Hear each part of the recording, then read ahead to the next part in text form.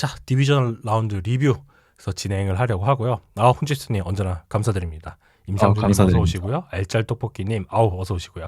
푸님도 어서 오세요. 반갑습니다. 저희가 디비전 라운드에 대해서는 간단하게 저희가 인스턴트 리액션을 하긴 했는데 본격적인 리뷰는 오늘 한번 지금 시간에 다뤄보려고 하고 있고요. 먼저 경기가 진행되었던 순서대로 다뤄보도록 하겠습니다.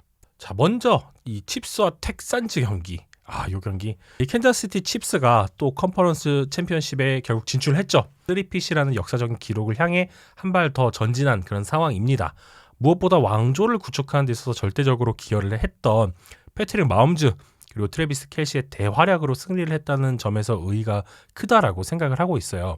다만 이야기가 많았죠. 그러니까 저희는 일단 중립적으로 경기를 최대한 보려고 하기 때문에 일단 내용에 대해서만 간단하게 언급을 하면은 논란의 여지가 있는 판정들이 있었죠. 두 개가 이렇게 있었는데 그래서 텍산즈 팬들 입장에서는 다소 아쉬울 수 있었던 그런 경기라고 생각을 해요. 하지만 이게 이걸로 인해서 뒤집어졌다라고 말할 수는 없을 것 같고요. 미시적으로 살펴봤을 때 텍산즈 역시도 스페셜팀에서의 크리스 보이드의 페널티라거나 필드골 실축 같은 그런 스스로 고꾸라진 지점들도 분명히 있었죠. 그럼에도 불구하고 텍산즈는 이번 경기에서 패배하긴 했지만 굉장히 좋은 경기를 치렀다고 생각을 해요. 특히 디펜스에서. 그래서 이런 멋진 경기를 치른 디펜스가 앞으로 더 얼만큼 잘 성장을 하고 개선돼 나갈지 참 기대가 많이 된다라는 생각이 들고 있습니다. 그래서 이 경기에 대한 리뷰 일단 에디님 의견부터 한번 들어보도록 할게요. 굉장히 좀 치열했던 경기였죠. 필름을 복귀해보고 느낀 점은 양팀 디펜스가 정말 잘해준 것 같더라고요. 텍산스 오펜스가 이제 칩스 디펜스를 이기지 못하는 과정, 여기서 결국은 경기가 판가름 났고요. 결국 텍산스 오펜스가 정규 시즌에 보여줬던 좀 주요한 문제들이 또 다시 한번 불거지면서 패배한 경기가 아니었나 싶습니다. 패스 프로텍션 문제, 그리고 바비슬로에게 콜링 문제, 이 두 가지가 이제 정규 시즌의 가장 큰 문제였고, 이 경기에서도 결국 이 문제를 해결하지 못하면서 패배했어요. 칩스 디펜스는 이날 색을 8개 기록했고요. 태클 포 로스를 9개 기록했죠. 그리고 쿼터백 히트를 14개를 기록했습니다. 수치상에도 드러났지만 스트라우드는 매 드라이브 높은 확률로 프레셔에 시달렸죠. 그만큼 스패그놀러가 이 텍산스 오펜시브 라인을 어떻게 부숴야 하는지 잘 알고 있었고요. 반대로 보면 텍산스는 스패그놀러 디펜스에 대한 대처가 부족했다라고 할 수 있겠죠. 필름 보고서 느낀 거는 이 스패그놀러 블리츠 하는 게 굉장히 이번 시즌 내내 계속됐는데 이거 대비 안 하고 뭐 했지? 이런 생각이 들더라고요. 기본적으로 스패그놀러의 블리츠는 숫자 싸움이고 여기에 대응하기 위해서는 결국 프리스냅의 디펜스가 보여주는 이 선수들의 포지션 그리고 숫자에 따라서 프로텍션 콜이 어디에서든 숫자의 우위를 점하거나 혹은 최소한 1대1 매치를 만들 수 있게 그렇게 선수들이 좀 프로텍션 콜이 되고 이렇게 찢어져야 되는데 텍산스는 이거를 경기 내내 실패합니다. 계속해서 디펜스가 보여주는 숫자의 매치를 못하고 프리 러쉬가 계속해서 나와요.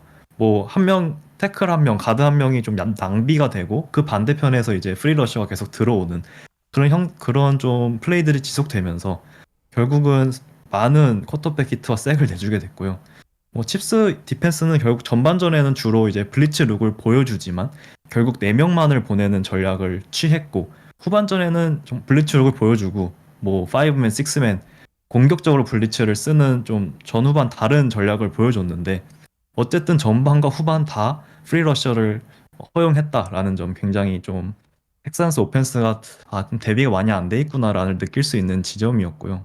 전반 4번의 드라이브에서 3번의 색이 나왔고 후반은 많은 분들이 보시다시피 더 심했죠. 그래서 결국 이 색들, 이 네거티브 야드들이 드라이브 킬러가 되면서 텍산스 디펜스가 열심히 막아주고 오펜스가 이제 도망가줘야 할 때 결국 점수를 내지 못하는 그런 결과로 다가왔던 것 같습니다. 스패그놀로의 블리츠 룩 전개는 이미 정평이 많이 나 있죠. 특히 2명의 세이프티 그리고 라인베커가 번갈아 가면서 또는 상황에 따라서 라인에 매우 가깝게 또는 라인베커처럼 세이프티들이 정렬을 하면서 이 내각의 갭을 위협하는 그런 형태를 굉장히 잘 가져갔거든요. 근데 이것이 누가 어느 타이밍에 들어올지 모르기 때문에 굉장히 까다롭죠, 대처가. 그리고 또한 스패그놀로우는 단순히 이제 어떤 룩이라거나 블리츠 운영만 잘한 것이 아니라 이 플레이 클락을 굉장히 잘 활용했다고 생각을 해요, 이번 경기에서는.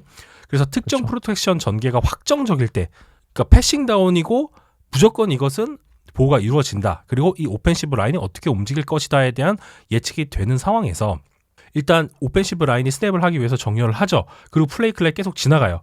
초가 몇 초 안 남았을 때 더 이상 조정을 하기 어려운 상황이 연출이 되잖아요. 근데 리드를 잃고 있는 상황에선 타임아웃을 그 상황에 함부로 쓰기가 굉장히 어렵단 말이에요. 그때 이 스패그놀로우는 기존 룩을 상대로 상대 프로텍션 형태에 맞춰서 자신들의 위치를 순간적으로 변경을 해요. 예를 들어서 이 5테크에 있었던 크리스 존스가 플레이 클락이 계속 진행되는 가운데 상대가 더 이상 조정을 할 수 없을 때 갑자기 와이드난으로 쭉 빠져요. 5테크에서.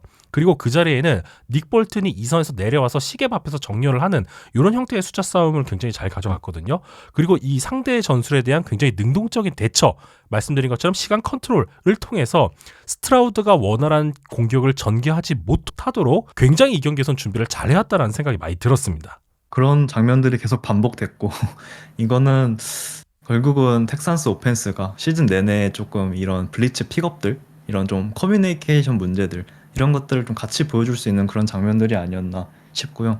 두 번째는 슬로우의 콜링 문제죠. 후반 두 번째 드라이브 정말 너무 아쉽더라고요. 4쿼터 12분을 남겨놓고 6번의 플레이를 다 패스를 콜합니다. 그 직전 드라이브에서 10분을 넘게 써가면서 정말 러싱을 잘 섞고 터치다운까지 하는데 성공했잖아요. 맞아요. 이날 경기에 심지어 러싱이 정말 잘 풀렸거든요. 왜 이렇게 급했을까 싶더라고요. 결국 이 드라이브에서 연속된 이 4번의 패스 플레이가 스페굴로는 전부 블리츠를 쓰고 텍산스는 여기에 하나도 대응을 못하면서 결국 고포의 실패로 이어지고요. 이 드라이브가 좀 굉장히 치명적이었다라고 생각이 듭니다. 시즌 내내 이제 지적받던 게 바비슬로에게 어떤 콜링이 너무 좀 뻔하고 예측 가능하다 이런 문제였거든요. 특히 퍼스트 다운에서 러싱을 굉장히 빈도 높게 콜하고요.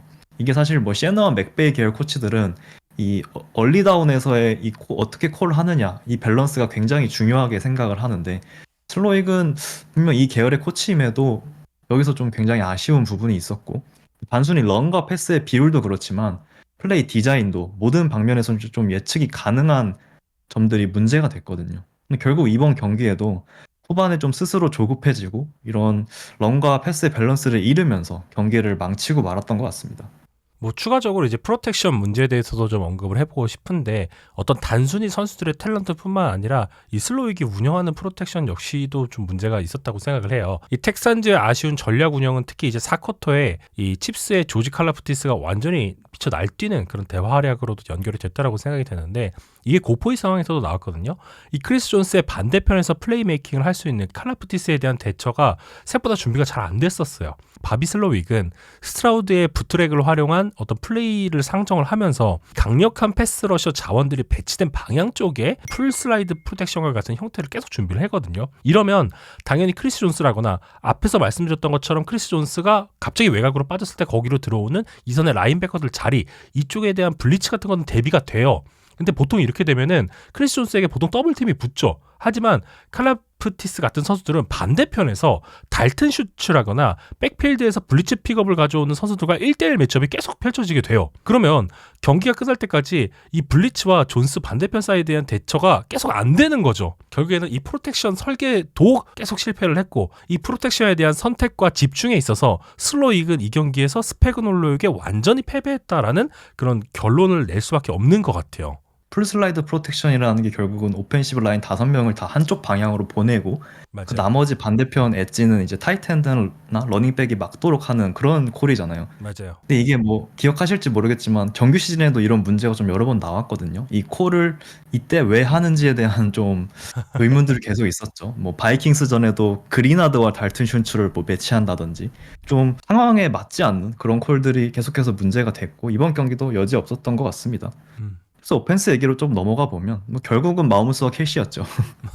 사실 이 조합은 저희가 이제 라이브 할 때도 말했지만 자연재해예요. 그냥 사실 쉽게 막을 수가 없습니다. 심지어 이제 텍산스의 디펜스 지금 뭐 제일런 피트리, 지미 워드가 빠져 있는 특성상 이제 맨 커버리지 매치업으로 켈시를 이길 수 있는 이 슬롯 디펜더가 없고요. 존 커버리지 상황에서는 이제 앤디 리드가 특유의 좀 라우트 콤비네이션을 통해서 2선의 앞에 라우트를 배치해서 시선을 끌고 그 뒤를 이제 켈시가 노리는 뭐 이런 식의 하이로 컨셉들이 계속해서 나오면서 결국은 경기 내내 존 커버리지든 맨 커버리지든 켈시를 막지 못하는 결과로 좀 다가왔던 것 같고요. 그럼에도 저는 텍산스 디펜스는 뭐 이만하면 전 잘했다고 생각을 해요. 왜냐하면 이게 보신 분들 아실 거예요. 마홈스를 정말 꾸준히 압박했거든요. 그래서 포켓이 여러 번 무너졌고 마홈스도 여러 번 색을 당했고요. 특히 이제 뭐 로드 프론트라고 해서 디펜시브 라인 3명 중에 이제 4명 중에 3명을 한쪽에 몰아서 배치시키고 그 반대쪽에 이제 와이드 나인 정렬을 통해서 뭐 윌 앤더슨이라든지 뭐 드닐 헌터라든지 한 명을 좀 약간 아이솔레이티드 시켜주는 뭐 그런 프론트를 갖고 와서 뭐 윌 앤더슨 대 조 튜니 혹은 뭐 드닐 헌터 대 자완 테일러 이런 식으로 본인들이 자신이 있는 1대1 매치업을 만들어주는 그런 전략을 가져왔고요. 이게 굉장히 성공적이었어요. 뭐 앤더슨 주니어는 지금 플레이오프 2경기 동안 3.5개의 색, 뭐 4개의 태클 포로스, 뭐 2개의 패스 디플렉션까지 기록하면서 왜 이 선수가 압도적인지 잘 보여줬다라고 생각을 하고요. 칩스 오펜스 입장에서는 뭐 조 튜니를 이제 레프트 태클로 그리고 레프트 가드 칼리엔도 선수를 이 조합하는 이 라인업이 사실 최후의 보루였거든요. 근데 이 조합이 이번 경기에서 한번 무너졌다는 거는 조금 비상이라고 할 수 있겠죠. 특히 이제 텍산스가 이런 식으로 1대1 매치를 만들어주는 걸 뭐 분명히 빌스 디펜스도 볼 것이고 다음 경기도 뭐 이런 식으로 로드 프런트로 뭐 조튠이라던가 자완 테일러에게 계속해서 1대1 매치를 만들어주는 뭐 그런 장면들도 심심치 않게 나오지 않을까. 그래서 공략 대상이 될 수도 있겠다 이런 생각이 들긴 했습니다. 자, 다음은 워싱턴 커맨더스와 디트로이트 라이언스. 야, 이 난타전 경기 정말 재밌었는데요. 해당 경기에 대해서도 한번 이야기를 해보도록 하겠습니다. 일단 드래프트에서 지명된 지 7개월 만에 제이든 데니얼스는 디비저널 라운드에서 5번의 터치다운 드라이브를 이끌었고요. 올 시즌 NFL 최고의 팀 중 하나로 손꼽혔던 디트로이트 라이언스를 무너뜨리는 데 성공했습니다. 제이든 데니얼스는 결정적인 폴스다운 컨버전과 함께 어떤 침착하면서 기인하는 안정적인 플레이가 굉장히 멋있었고요. 결국에는 4쿼터에서 안정적인 리드를 가져가게 되면서 경기를 승리하는데 1등 공신으로 활약을 했습니다. 저희가 경기가 끝나고 나서 계속 기승전 데니얼스가 될 수밖에 없다라는 이야기를 반복해서 했는데요. 그래서 이 경기가 어떤 양상이 있었고 어떤 부분이 중요한 포인트였는지 한번 이야기를 나눠보도록 하겠습니다. 이번 주 가장 재밌는 경기였다고 전 생각을 하고요. 난타전이긴 했지만 결국 승부를 가른 건 턴오버였어요. 라이언스는 이제 인터셉션 4개 그리고 펌블 1개를 추가하면서 턴오버를 총 5개나 기록했고 아이고. 뭐 사실상 자멸한 거죠. 그에 반면에 이제 데니얼스는 굉장히 실수 하나 없이 완벽하게 드라이브를 이끌면서 턴오버를 단 1개도 기록하지 않았고요. 물론 정규 시즌에 이제 제러드 고프가 인터셉션을 5개나 던지고도 이긴 경기가 있어요. 말도 안 되는 경기. 근데 그쵸. 텍산스 경기였죠. 네, 근데 맞아요. 그때 라이언스 디펜스와 지금 라이언스 디펜스는 뭐 뎁스적으로도 좀 많이 차이가 나는 상황이었고요. 그럴 뿐더러 그때 당시에 텍산스 오펜스보다 훨씬 막기 어려운 게 지금 커맨더스의 오펜스이기 때문에 이 경기에 지금 턴오버 5개를 저지르고 라이언스가 이기려고 하는 것 자체가 좀 굉장히 잘못된 거죠. 그래서 맞습니다. 일단은 이런 어떤 기본적인 턴오버 관리에 실패했기 때문에 라이언스 오펜스는 뭐 무너질 수밖에 없었고요. 그래서 일단 이 턴오버 자체가 가장 큰 경기의 어떤 승부를 가른 포인트가 아니었나 싶습니다. 맞습니다. 이 디트로이트 라이언스의 턴오버를 지적해 주신 것과 반대로 데니얼스는 어땠을까? 데니얼스는 진짜 시종일관 잘못된 플레이 하나 없이 경기를 지배했어요. 이 많은 사람들이 커맨더스는 라이언스에 비해서 다채로운 무기가 부족하다라고 평가를 하시죠. 근데 이 경기에서는 테리 맥러린, 디아미 브라운, 제걸츠 이 선수들이 패싱 게임에서 정말 뛰어난 활약을 계속 보였고요. 백필드에서는 지난 이 와일드카드전에서는 약간 잠잠했던 어스틴 에클러와 브라이언 로빈슨의 활약이 정말 대단했어요. 그래서 이 선수들의 활약 덕분에 런게임 전개가 굉장히 스무스하게 이어졌고요. 결국 이것은 드라이브 지속에 아주 큰 기여를 할 수 있었습니다. 여기에 저는 당연히 클리프 킹스버리의 운영이 크게 작용했다고 생각을 해요. 제이든 데니얼스가 정말 완벽한 활약을 했지만 코치의 영향 역시 무시할 수는 없죠. 클리프 킹스버리는 이번 경기에서 와이드아웃들의 정렬을 좌우로 굉장히 많이 스위칭을 했어요. 그리고 스냅 시에는 이 위치를 아주 최외곽으로 정렬하는 것보다 조금 필드 중앙으로 많이 당기는 그런 선택을 취했거든요. 이것은 뭐 핸드오프 이외에 블락킹의 이점뿐만 아니라 어떤 스크린에 대한 활용을 염두를 해뒀는데 궁극적으로는 턴오버 확률을 줄이고 데니얼스가 안정적으로 패스를 전개를 해서 컴플리션을 높이는 데 굉장히 기여를 많이 했죠. 여기에는 기본적으로 디트로이트 라이언스의 프론트를 구축하고 있는 선수들이 부상으로 주전들이 많이 이탈해 있기 때문에 이런 어떤 탤런트적인 부분이 많이 떨어진 것이 또 같이 영향을 주기도 했어요. 그리고 블리츠를 많이 쓰는 부분, 이 부분 역시도 같이 고려를 했기 때문에 이런 전개를 한 거죠. 이 클리프 킹스버리 같은 경우는 애리조나 카디널스 시절에 이 리시버들을 특정 위치에서만 라우트를 지나치게 많이 수행하기 위해서 비판을 많이 받았거든요. 근데 이번 시즌에도 사실 시즌 초에 이런 문제가 조금 반복이 되고 있었어요. 특히 테리 맥클러린 활용에 있어서 그런 부분들이 좀 지적을 많이 받았었는데 이게 시즌 중후반 들어오면서 테리 맥클러린의 위치를 왼쪽에서 엄청 많이 쓰다가 시즌 후반 들어가면서 오른쪽에도 굉장히 많이 배치를 시켰어요. 이게 14% 이상 높이는 이제 그런 빈도를 가져갔는데 이렇게 되면 테리 맥로린 같이 팀에서 완벽한 1번 리시버로서 활약하는 선수들에 대해서 더블팀을 붙이거나 아니면 1번 코너백이 이 선수를 따라다니면서 섀도우를 하는데 좀 까다로워져요. 그래서 이런 부분들을 더 개선을 해나가면서 해당 경기에서 굉장히 좋은 경기력을 만들어냈고 결국 아주 놀라운 퍼포먼스와 함께 승리를 가져오는데 크게 기여할 수 있었습니다. 그렇죠. 커맨더스 오펜스를 진짜 칭찬하지 않을 수 없을 것 같아요. 필름을 보면서 느낀 건 이 프리뷰 시간에 제이님이 이제 언급하셨던 그 커맨더스의 이 런 게임이 굉장히 잘 풀렸고 이게 1등 공신이 아니었나 싶더라고요. 뭐 마리오타의 이 쿼터백 스닉 그 플레이를 제외하면 무려 41번의 러싱을 시도했고요. 181 러싱 야드를 전진했습니다. 그 중에서 브라이언 로빈슨 그리고 오스틴 에클러가 21번의 캐리에서 124야드를 전진해주면서 캐리당 5.9야드를 기록해줬고요. 데니얼스도 16번의 러싱에서 51야드나 기록했죠. 이날 커맨더스의 런게임의 특징, 거의 한두 번의 스냅을 제외하고 제이든 다니엘스를 전부 샷건에 세웁니다. 물론 이 커맨더스 오펜스가 샷건 헤비 오펜스가 맞지만 언더 센터의 비율이 이 정도로 낮은 경기가 거의 없었거든요. 그래서 한두 번의 스냅을 제외하고 전부 다 제이든 다니엘스를 샷건에 세웠고 이 의도 자체는 라이언스 디펜스에게 데니얼스의 발을 활용한 이 리드 옵션 플레이 언제든지 할 수 있다라는 그 스트레스를 계속해서 준 거죠. 그래서 이런 상황 속에서 라이언스 디펜스는 제이든 다니엘스의 발을 좀 너무 과하게 신경 썼습니다. 훈치스님께서 말씀해 주신 것처럼 생각이 너무 많았어요. 정말 이게 패스 플레이든 런 플레이든 라인베커 잭 캠벨 혹은 알렉스 앤젤로니에게 무슨 상황이든 제이든 다니엘스를 계속 스파인 시키는 그런 전략을 가져왔어요. 근데 이게 결국 런 게임에서 독이 됩니다. 제이든 다니엘스의 발을 너무 의식한 나머지 이 리드 옵션 플레이에서 엣지 그리고 라인베커가 동시에 다니엘스에게 쏠리기 시작했고요. 이 라이언스는 박스를 가득가득 채우고 이제 수적 우위를 갖고 있음에도 결국 데니얼스의 발을 너무 의식한 나머지 좀 그 반대편으로 진행되는 실제 런 게임에서 숫자 싸움에서 완전히 지게 됩니다.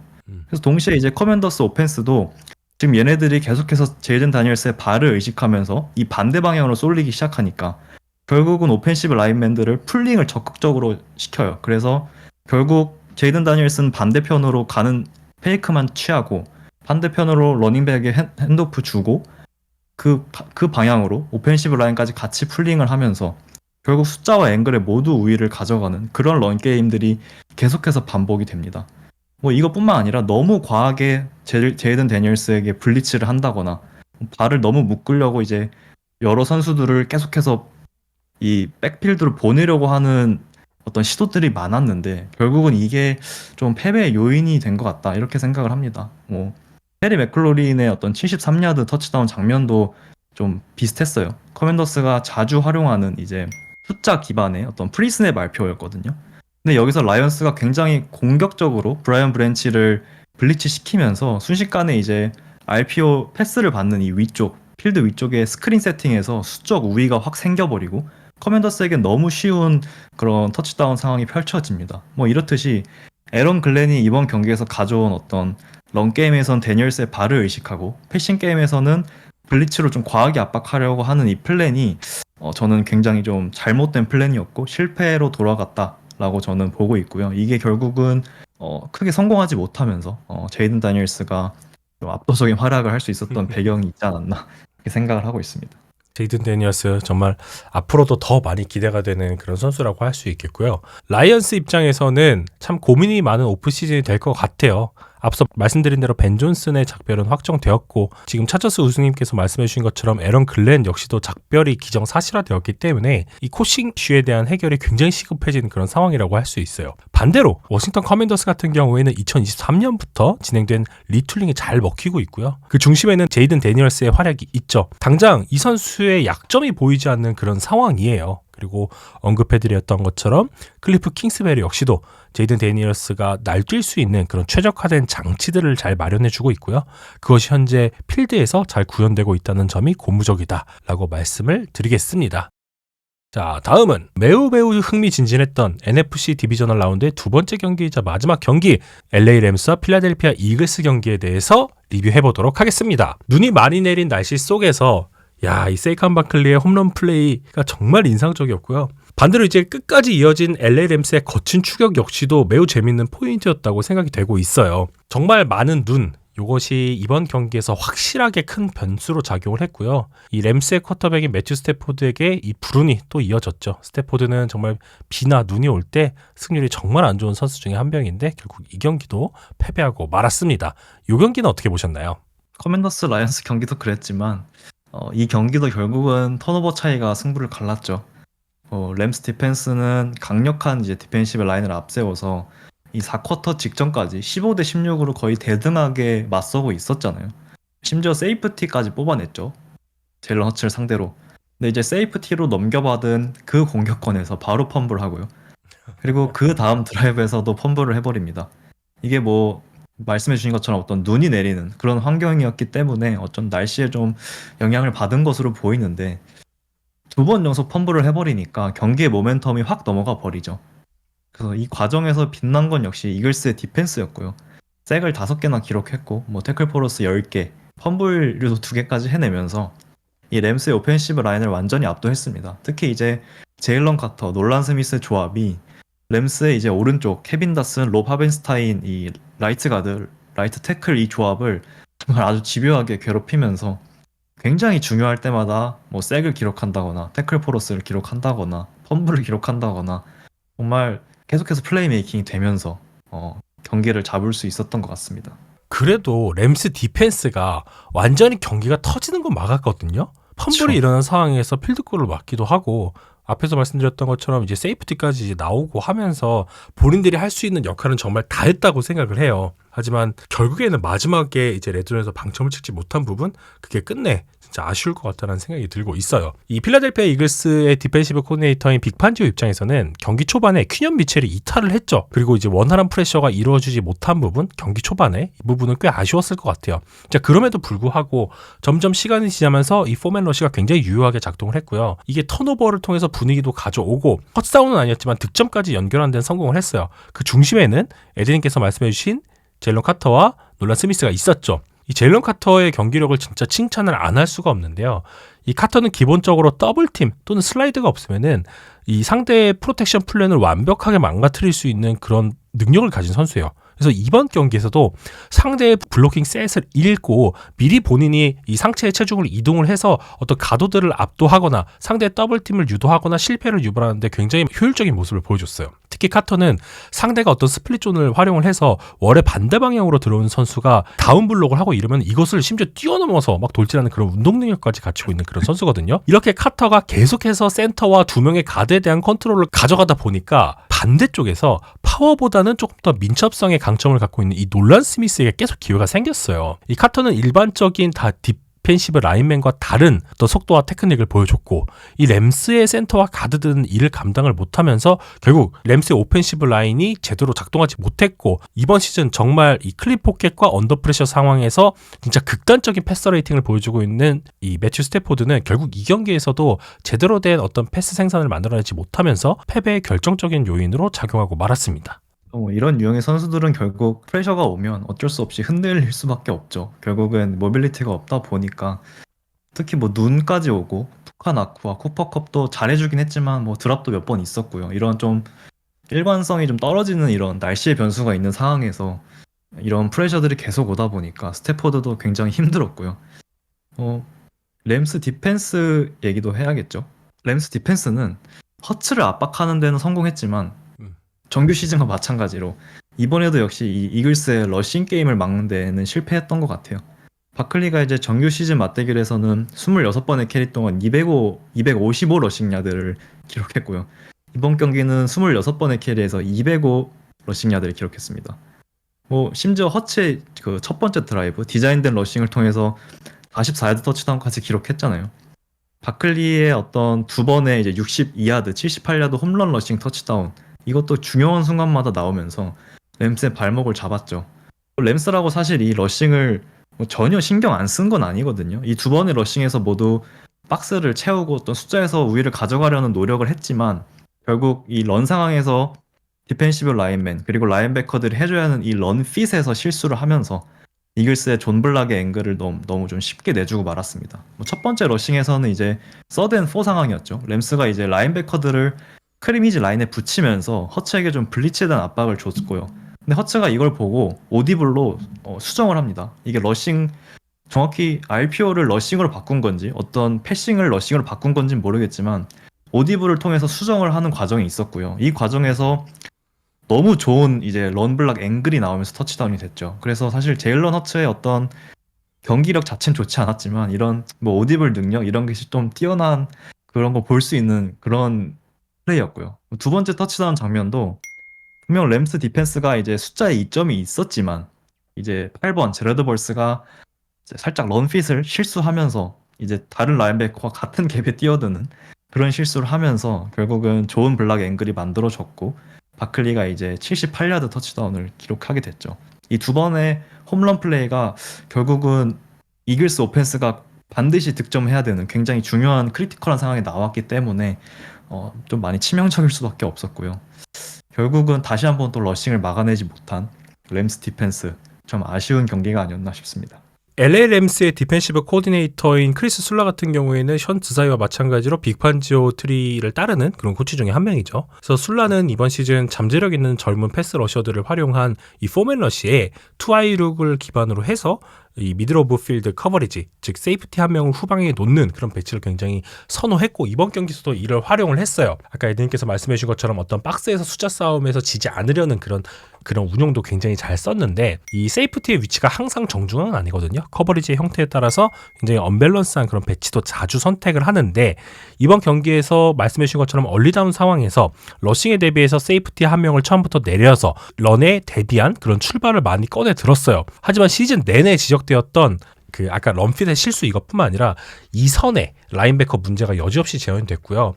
더블팀 이후에 블러커들이 편안하게 이 상대 2선까지 전진하도록 만들었어요. 특히 그 중에 백미는 이제 미카엘 벡튼이 이 크리스티안 로즈블rum을 뒤로 그냥 날려버리는 팬케이크하는 그런 장면까지 연출이 되면서 결국에는 바클리가 터치다운 빅플레이를 만들어내는데 아주 중요한 역할을 하기도 했습니다. 이렇게 최후방에 한 명의 세이프티만 있으면 가속이 붙은 이글스의 볼캐리어들을 저지하기 굉장히 어렵잖아요. 그래서 그런 장면들이 이번 경기에서도 여러 차례 나오다 보니까 결국 이글스가 승기를 잘 잡게 되었고 분명히 이글스도 실수가 없었던 건 아니거든요. 엑스트라 포인트도 놓치고 굉장히 이 스페셜팀에서 아쉬운 모습들도 계속 있었는데 그럼에도 불구하고 이 승기를 잡는데 러싱 플레이 특히 그 중심에 있었던 세이칸 바클리의 활약이 정말 좋았다라고 말씀을 드려보겠습니다. 혼치심님께서는 이글스는 허츠 자체가 무서운 게 아니라 바클리와 함께하는 허츠가 위협적이고 바클리는 이글스 오펜스 그 자체입니다라고 말씀을 해주셨는데 저도 굉장히 많이 동의를 하고 있고요. 물론 바클리 혼자만으로 이 러싱을 풀어나가는 것은 아니죠. 리그 최고라고 할 수 있는 필라델피아 이글스의 오펜시브 라인의 영향도 굉장히 크다라고 생각을 해서 다음 경기 이제 커맨더스와 이글스 프리뷰 저희가 뒤쪽에서 다루겠지만 이 경기에서 이 폭발력 있는 오펜스 두 개가 만났을 때 어떤 결과가 나올지 정말 기대가 많이 되는 것 같아요. 맞습니다. 허츠 왜 이렇게 망가졌을까요? 허츠의 어떤 컨디션 지금 굉장히 문제가 되고 있는데 글쎄요. 일단 다음 경기도 허츠의 컨디션이 굉장히 중요하지 않을까 그렇게 생각을 합니다. 자, 다음은 마지막 경기였죠. 마지막 디비저널 라운드 경기이자 정말 치열했던 경기. 단 이 레이븐스의 결정적인 실수들이 결국 패배로 귀결된 그 경기에 대해서 한번 이야기를 해보도록 하겠습니다. 이 라마 잭슨은 시즌 처음으로 멀티 턴오버를 범했죠. 이로써 라마 잭슨은 플레이오프 경기에서 8경기 중 4경기에서 멀티 턴오버를 기록하는 그런 안타까운 기록을 달성을 하게 됐는데요. 하지만 가장 큰 실수는 마크 앤드류스에게 나왔죠. 이 경기 어떻게 보셨는지 에디님 말씀 들어보도록 하겠습니다. 말씀해 주신 것처럼 전반전에는 이제 라마 잭슨의 호러쇼 그리고 후반에는 마크 앤드류스의 호러쇼가 있었죠. 라마 잭슨은 전반에 인터셉션 그리고 펌블을 기록하면서 이 모멘텀을 빠르게 넘겨주는데 가장 큰 원인이 됐고요.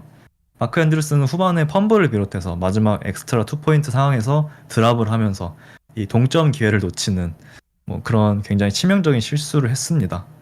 이게 이 과정을 보면 결국은 빌스 디펜스를 먼저 칭찬을 해주고 싶어요. 레이븐스가 결과적으로 30캐리에 176 러싱 야드를 기록하긴 했지만 경기를 보신 분들은 이 초반에 레이븐스 러싱이 정말 잘 먹히지 않았다는 거를 다들 보셨을 거예요. 헨리가 전반 4번의 드라이브에서 7번의 캐리, 27번의 캐리, 22 러싱 야드에 그쳤으니까요. 이 레이븐스가 자랑하는 이 1번 옵션을 일단 첫 번째로 막는 그 플랜이 성공했다라고 할 수 있겠죠. 그래서 정규 시즌과 다르게 결국은 이 주전 라인베커 듀오가 바뀌었고 이 두 명, 맨 밀라노 그리고 터렐 버나드의 활약이 저는 굉장히 컸다라고 보고요. 음. 양쪽의 엣지들도 뭐 굉장히 잘해줬고 결과적으로 일단 러싱을 막고자 하는 그 의도 성공했다라고 볼 수 있죠. 그래서 레이븐스가 원하는 대로 이 드라이브 전개가 되지 않게끔 잘 막아줬고요. 그러다 보니까 라마의 이런 패싱 시츄에이션에서 사고가 난 게 아닌가 이렇게 생각을 하고 있습니다. 그래서 결국은 이런 전반 두 번의 턴오버로 빠르게 모멘텀이 빌스 쪽으로 넘어갔잖아요. 그래서 전반 끝났을 때 스코어가 사실 뭐 10대 21이었기 때문에 여기서 이미 빌스가 굉장히 많이 승기를 가져왔다라고 볼 수 있겠죠. 맞습니다. 아, 이 테일러 랩에 대한 이 인터셉션 많이 아쉬웠죠. 물론 그 그렇죠. 지금 채팅창에서도 말씀해 주셨지만 펌블 같은 경우에는 절대 나와서는 안 된 그런 실수였지만 1차적으로 좀 콜이 아쉬웠다고 생각을 해요. 이미 러닝 게임에서도 압도적이었고 필드가 눈으로 인해서 굉장히 미끄러운 상황이었고 원정 경기 심지어 이게 플레이오프 단판 승부이기 때문에 이런 패스는 사실 설계를 해줘서도 안 된다라고 생각을 하긴 하거든요. 그래서 좀 약간 이런 부분들은 너무 라마 잭슨에게 어떤 비난의 시설이 가는 게 좀 약간 안타깝다라는 그런 생각이 들고 있습니다. 이 커리어 내내 받아왔던 펌블 이슈 그리고 갑작스러운 오버스로우 이슈가 결국 이 경기에서 나오고 라마 잭슨이 결국에는 패배에 하는 데 있어서 영향을 분명히 끼친 부분이 있죠. 하지만 뭐 이 선수 한 명의 잘못이라고 하긴 좀 어려울 것 같고요. 이 언급한 아쉬운 장면을 제외하고 라마는 여전히 빌스의 디펜스를 흔드는 그런 굉장히 독특하게 위협할 수 있는 그런 능력을 보여줬다라고 생각을 하고 있어요. 결과론적인 이야기지만 이 마크 앤드류스의 드랍 시점을 다시 좀 떠올려 보면 당시 빌스는 1분 33초 그리고 2개의 타임아웃을 갖고 있었거든요. 만약에 앤드류스가 이 투포인트 컨버전을 성공한다고 하더라도 저는 그러니까 볼티모어에게 마냥 유리했던 상황은 아니었을 것이라고 생각을 해요. 당시에 빌스가 전후반 보여줬던 어떤 경기력 부분도 같이 고려를 했을 때 그래서 너무 선수들에게 비난의 화살이 돌아가는 거 누가 한 명의 잘못이다라고 얘기하는 거는 조금 어렵지 않나 좀 안타까운 마음에 이런 말씀 한번 드려보겠습니다. 반대로 빌스가 잘한 부분에 대해서도 저희가 언급을 해야겠죠. 빌스 오펜스 얘기도 안 할 수 없을 것 같아요. 정말 이 레이븐스라는 압도적인 리그 1위 이 런 디펜스를 상대로 절대 기죽지 않고 우리가 홈이고 우리 오펜시브 라인 좋고 게다가 눈도 오네. 오케이 보여줄게 한 거죠. 36번의 캐리를 가져갔고요. 147 러싱 야드를 기록했습니다. 이게 뭐 사실 바클리가 했던 것처럼 이런 홈런 플레이가 나온다거나 뭐 20야드 이상의 이런 폭발적인 빅 플레이가 나온 건 아니지만 인상적이었던 거는 이 드라이브 지속성을 가져다 줄 이 4야드 이상의 러싱을 꾸준히 따줬다는 거예요. 뭐 제임스 쿡도 그랬고요. 타이 존슨, 레이 데이비스 이 세 명의 러닝백이 모두 맡은 역할을 잘 해줬고요.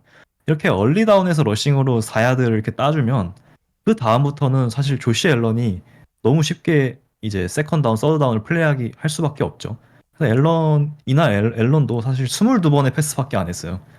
그리고 127 패싱 야드밖에 안 던졌죠.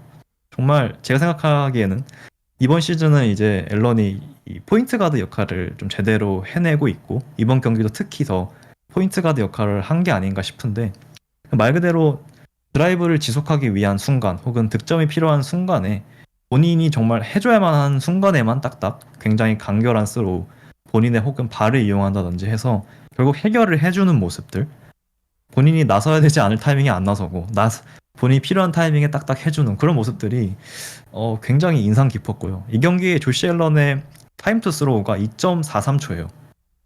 제이든 다니엘스보다 빨랐고요.